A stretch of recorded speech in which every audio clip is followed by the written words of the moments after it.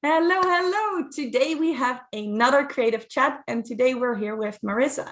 Marisa is a playful parenting coach, and then some other things that she will explain because it was a lot to remember, just to be honest. She uses creativity in a lot of fun ways, and I'm very happy that you're here, Marisa. Oh, I'm so happy to be here, Natalie. Thank you so much for having me. You are so welcome, and I'm so happy you're here. Okay, so tell me a little bit more about all these different things that you do.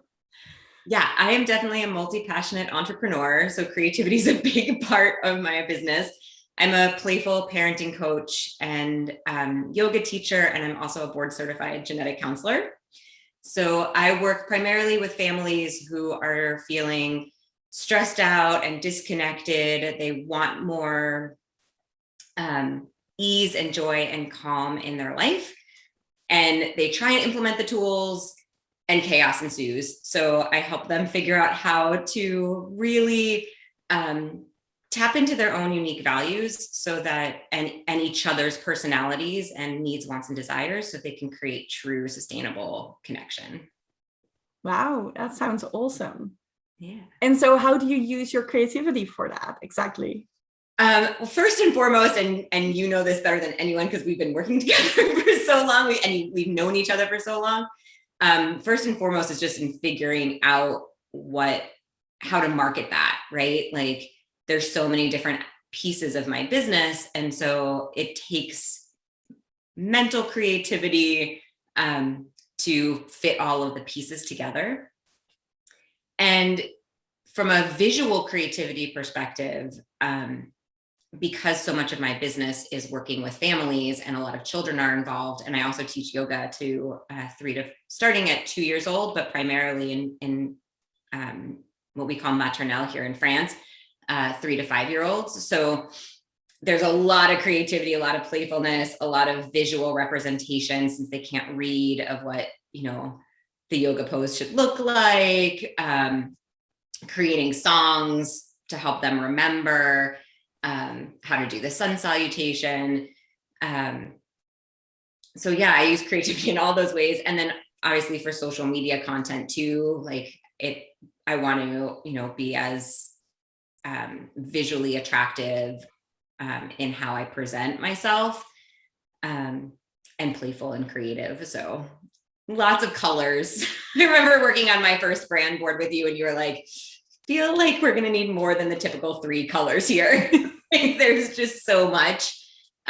There's so many different pieces of me. So and I think of all of us, it's hard to fit into the box that sometimes is put there for us. Yeah, I think that's a really good point. I don't even ask for 3 colors anymore. And I think that's a change that's been made over the years. I think we started working 7 years ago, something like that. It's insane. I think you're right.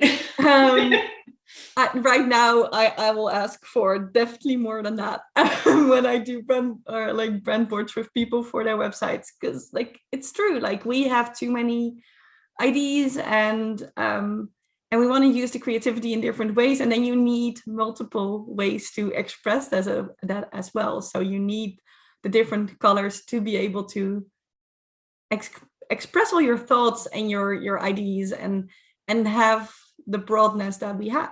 Yeah. And you taught me really early on. When we first started working together, we were co-working together. So I wasn't a client, and you would share a lot of kind of what you did for self-care, because that was a big part of kind of what we would talk about when you're starting your own business.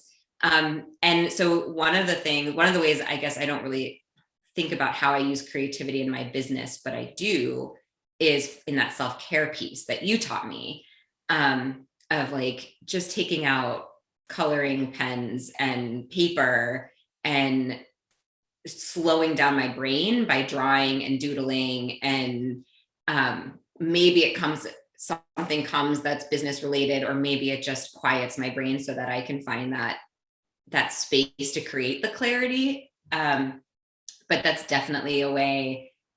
7 years ago, I didn't have a craft room in my house. I have kids, obviously, so there were paints and crayons and that kind of stuff. But now it's mommy's craft space. And there's always like every day I'm creating something with or without my kids, just to tap into that part of my like childlike pleasure that quiets my mind and allows me to just kind of have fun. I find this very funny to hear, because like I don't even remember like doing that. Well, I do remember crafting because that's definitely part of me, but like talking about self-care, yes, but not like me teaching you that or telling you about it. I think it was just you leading by modeling it, right? Which is part of how we can be creative as business owners, because sometimes it's not like what we say, it's what we do. Yep. And I remember like being on calls and you're like, oh my gosh, I have to show you this new stamp I got, or like, I got these new alcohol pens, like check out this flower I drew. Like, and so just even seeing your joy in the crafting time that you took. And then, you know, I know like you had Stamping Up as this whole like side part of your business. So it was, but I think it really was that role modeling, that crafting and playfulness and coloring, not in the way that at the time it was like, you know, all the coloring books that you, and you still can find them in bookstores, all the coloring books that you can buy. And I have a shelf full of coloring books that like maybe have one page, but it was like, just do it for fun. Like the coloring books, I was like, oh, self-care time, I gotta go get my coloring book. But it was just like, oh, right. Like I'm sitting here with my notebook that I'm writing notes in. I'm going to doodle. Like I did that as a teenager. I did that as a child in school when I get bored. Right. So you tap into like, it's something that creativity is something we know as children that we then, I think, try and fit into a box as adults. And you really modeled for me that it was something that you could like just do purely for fun. And it created calm and ease and self-care and, you know, and would show up in your business in different ways too. So I love that. I love that I told you that by accident. Totally. But it's true. Like a lot of times I will start writing lists just with a blue pen and then feel bored. And right now I have like 4 laying around I love my colored pens. Like they help me make sense of whatever I'm doing. Like kind of they make me help sense of the world, just drawing it out, writing it out. I actually have my coach who will be coming on in a creative chat somewhere in the future. Like tell me yesterday, like start drawing out what's like directly what is in your head, instead of trying to first mold it into a box and then put it in. Like just draw it out immediately. Like help yourself be even more creative and give yourself that outlet to be creative. Yeah, like I mean, I remember you would talk about like colored Post-it notes or the colored pens and like making the buckets of your business, like, is this an admin task or is this like a product development, like making those different colors and just I remember one of the first times I felt like I actually could use in a very efficient, productive way my to-do list was when you were like, right, just brainstorm it out and then take highlighters and highlight it in different colors. And I remember showing you and I was like, look, like I highlighted them and they're all different colors and it was so fun. And I think like, you know, because I work with kids, I've given myself even more permission to tap into that. At the end of my yoga classes, especially with the 3 to 5 year olds, like I have them for an hour, but they don't have an hour attention span. So I've always incorporated coloring pages. And now I actually have an art project that we do at the end of every class. Oh, awesome. And they love it. And it's so fun. And it's fun to watch them. And sometimes, you know, I'll just imitate what they're doing to also reinforce for them, like their creativity, because they're starting to learn, like, oh, is somebody else going to like this? Or I have to, like, it's just, they are starting to put themselves in the box at 5, 6 years old. It happens so young. And so I'll copy them, but that's really given me the freedom to get even more experimental in my creativity. Cause I can like be like, it's part of my job. And then I see the benefits of it. And it's like, oh yeah, right. I'm going to do this every day, even when the children aren't around. I love that. So I'm wondering if there's something that you've learned from the kids about creativity, then if there's anything that in those crafty kind part of the lessons, there's something you've learned from them. So I'm constantly learning from the children. I feel like it's such a disservice that we do to kids and to ourselves to feel like we have to be the ones who teach them all the time. So it's such a great question, because I really do keep an open mind and notice how much I'm taking in from them. The biggest thing in terms of creativity that just comes to the forefront of my mind is, especially with the younger kids, there are no rules, right? Like I can show them the craft that I created as a model, and they haven't learned yet kind of to imitate the model. So they just see it and they're like, oh, I get to make whatever I want out of this. And when they're done, they're done. Like there isn't this, like, I have to, like, this perfectionism that always comes up, which doodling gave me the permission not to be perfectionist about it. But even with painting, sometimes I'm like, oh, this is not the way it looked like in my head, so it's crap. And the like self-doubt comes up, and the inner critic comes up. And especially with 3 to 4 year olds, most of them haven't learned that yet. And so they're like, look how amazing my artwork is. And then they'll like throw it, or they'll like, they like there's no attachment to it, right? They're not like, or they're like, look how great this is, I'm going to give it to my mom, and she's going to put it on the refrigerator. And so they have this like this belief that what they've created is either total crap and they don't care, or it's the best thing that they've created in the whole wide world, and they're going to give it away. They don't have to keep it for themselves. It's just like, and half of the time they'll like be so excited about this piece of this thing that they created, and then they'll leave it in the yoga studio when they leave, like they'll forget it.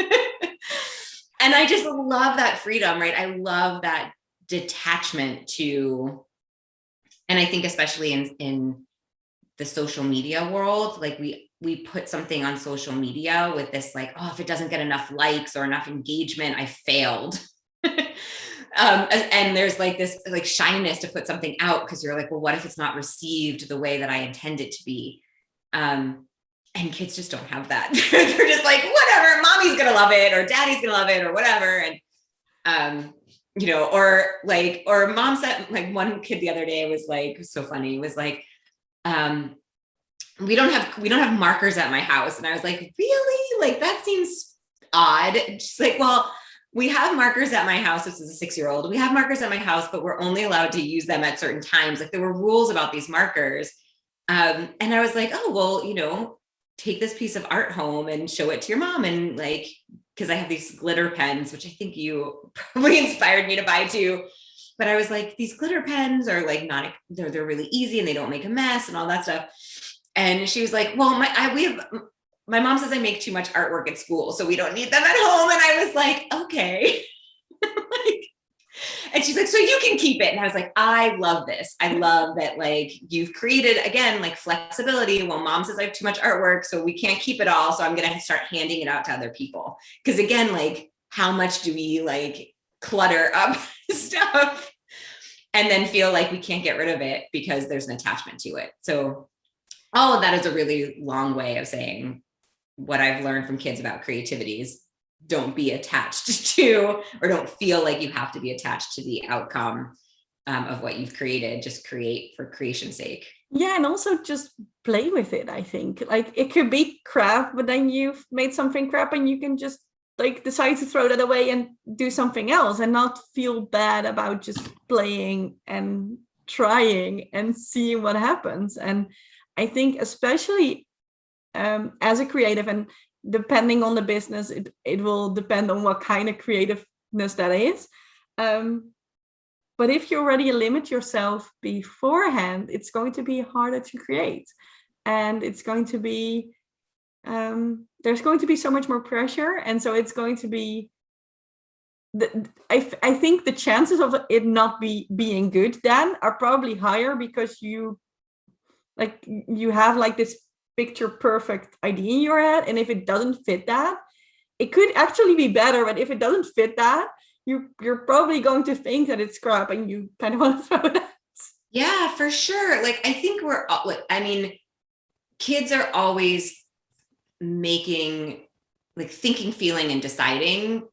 And adults are always thinking, feeling, and deciding based on their experience in a situation.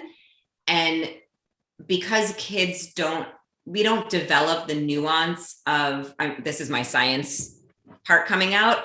Like, we don't develop that prefrontal cortex, that high executive functioning, nuanced part of our brain until the late teens, early 20s.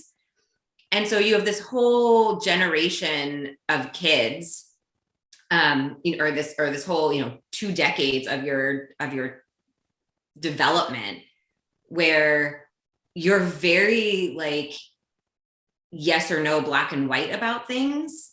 And then when you add in people who, have sort of been labeled, labels in general, like, you get labeled and then you put this sort of black and white, like, oh, I'm the smart one. And I used to say this all the time, like, I'm the smart one, my brother's the creative one. So it never I hold that as a label.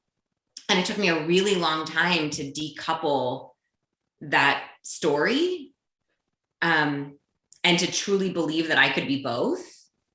And so anytime there was something that creative that would come up, especially within like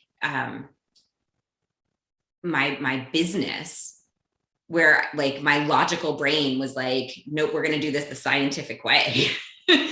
I really struggled with putting it out, because all of those thoughts of like, but I'm not the creative one. I'm not the creative one. I'm not the creative one, which was so damaging. And it's not like anyone told me that. Nobody said like, Marisa, you suck at art.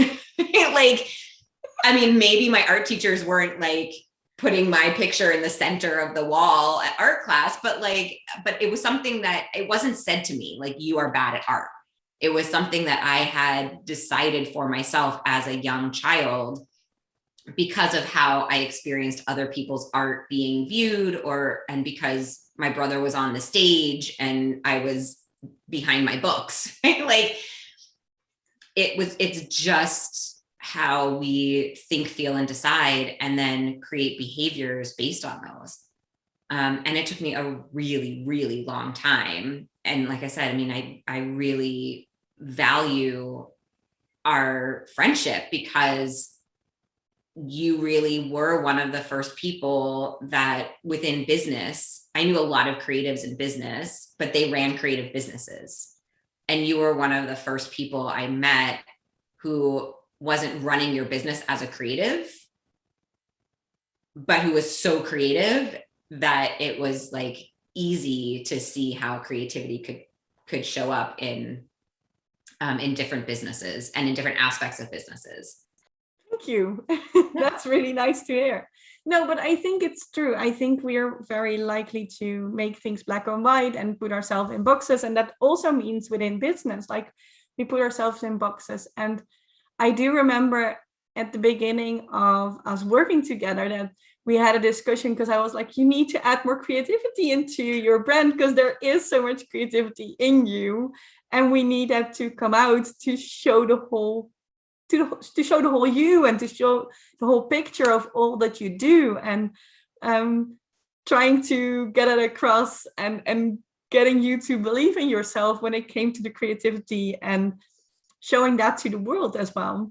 Yeah. I mean, I even hired an illustrator to illustrate my images, because I was like, this is like my yoga images. Remember, like, I was like, this is my idea, but I cannot like draw it or put it into like fruition. So I'm going to hire somebody to do it.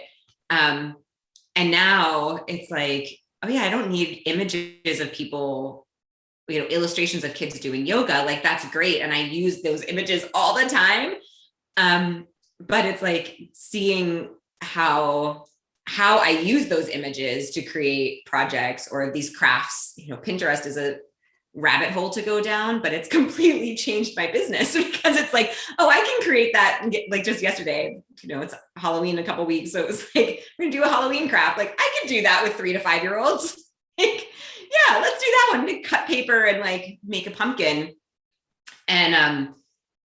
And it was so fun to kind of just even look at the different pumpkin crafts and decide which one I want to do, and then to test them out and to see how I tested them out with my husband. And the two of us were like, I was like, if you were a 3-year-old, would this feel too hard to do or too frustrating? Like, it was really fun to kind of do it ourselves and then be like, right, okay, let's go back to the age range that this is actually for. Like, do we feel like 3 to 5 year olds in this moment? So yeah, I really, now it's like, I can just even envision my new website, which I'm excited to create with you, having so much more of the crafting piece, images of like the craft, me doing crafts with kids instead of just like cartoons of kids doing yoga, which again, love those illustrations. And I use them in so many ways, but they are not mine. So no, but I think I agree. Like, I love them. And I think it was your earlier expressions of, hey, I can use creativity in my business. I'm just not okay with me drawing them out myself. And that's okay too. Like, a lot of my creativity is like partly mine and partly creative market, because I will buy a commercial license for something and be like, la la la, and now let's play with it and make it my own. So I don't think that's a bad thing. And I think it helped you feel more able to start playing with things. That's at least my perspective of how it went back then. Like, it gave you the permission to be more playful in the business in a way that felt kind of safe still. Yeah, that's totally it. Like, it totally did it from that place of lack. And again, but in a good way. It was this place of lack of like, I can't do this and somebody else can. And that also taught me to ask for help, which is huge. I think when you were like, oh yeah, there are other people, I don't have to do this whole thing by myself. And once I had it all these images, it was like, ooh, how can I use these? Because the one way that I had thought about using them was only going to take me so far. And there were so many amazing images that I wanted to highlight. So incorporating them in other different projects. But yeah, I totally agree. I think you have to start with what feels safe and create that evidence for yourself that you can be creative. And then step by step, it like gets bigger and bigger. I think we all too often think like, well, if I can't be like perfect at it, right? Or I can't be, I can't compare, I'm not comparable to somebody else who's doing this in their business, then I can't do it. And it's like, oh yeah, but you're not selling somebody else's business, you're selling your business. Yeah. And using someone else's creativity as a form of asking for help and then building on that. Like, I think most music pieces these days are built on someone else's creativity music piece from, well, how many years ago. So we accept it in a lot of creative industries without question, or sometimes we might question it depending on the music and our history with that music. But somehow when it's our own creativity, like, it feels like cheating if you start with someone else's stuff, even though you don't need to be able to do everything yourself to be able to be creative. And I think those images and all the ways that you now use those images is a really big and great way to be creative by using someone else's creativity. Yeah. And shout out to Cynthia Plata, who created them for me, because she is an amazing illustrator and artist.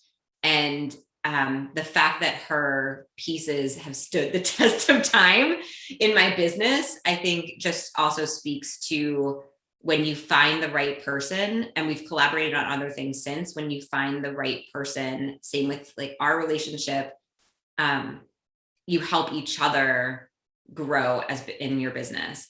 And I think that's another way in which I've used creativity, is to,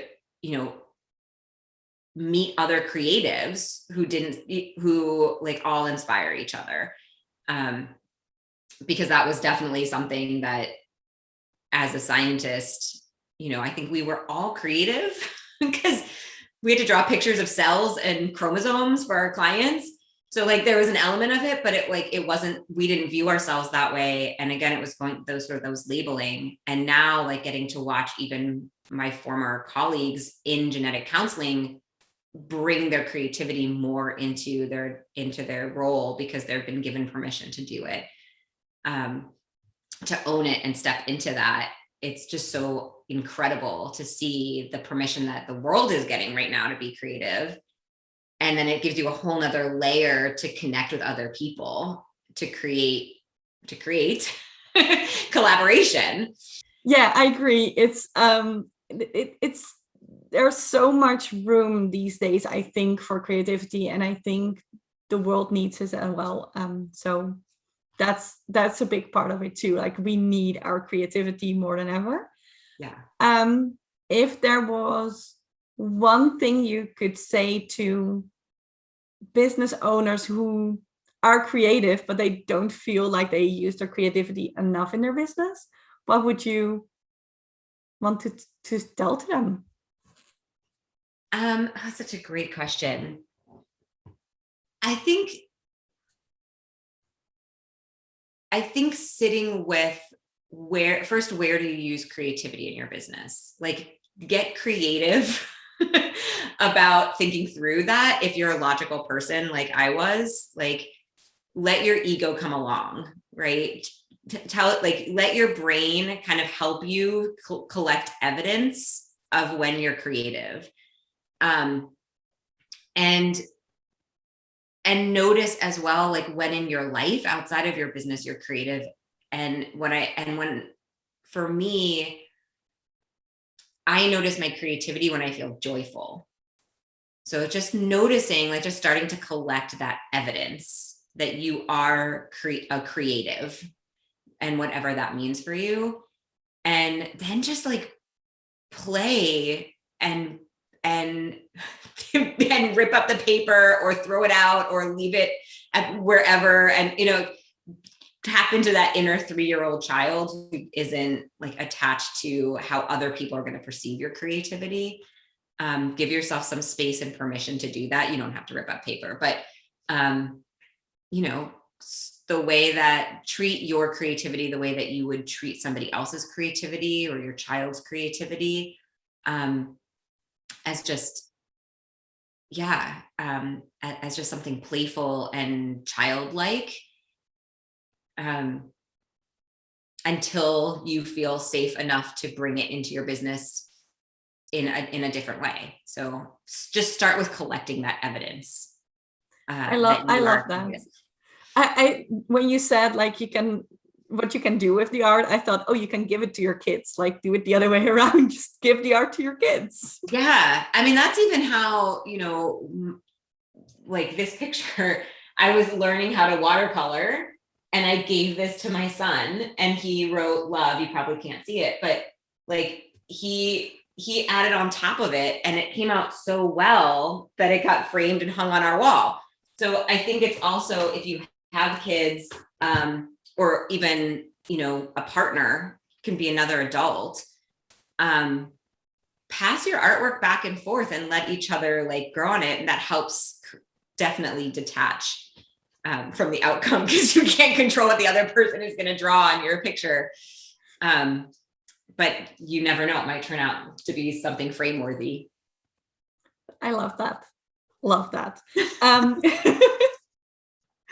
Okay, so thank you so much, Marisa, for this chat. I had a great time, and I think learning from 3 to 5-year-olds to just play and be flexible and try everything and throw it out without shame. Sounds like a great idea. Yeah. Thank you so much, Nat. It was so fun talking to you. It was really fun. Thank you. Bye.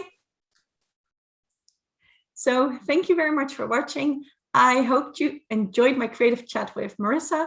If you want to see some more creative chats, click over here.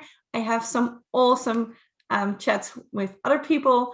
And don't forget to subscribe to my channel and hit the notification bell so that you don't miss any new videos. I post one every week. Bye.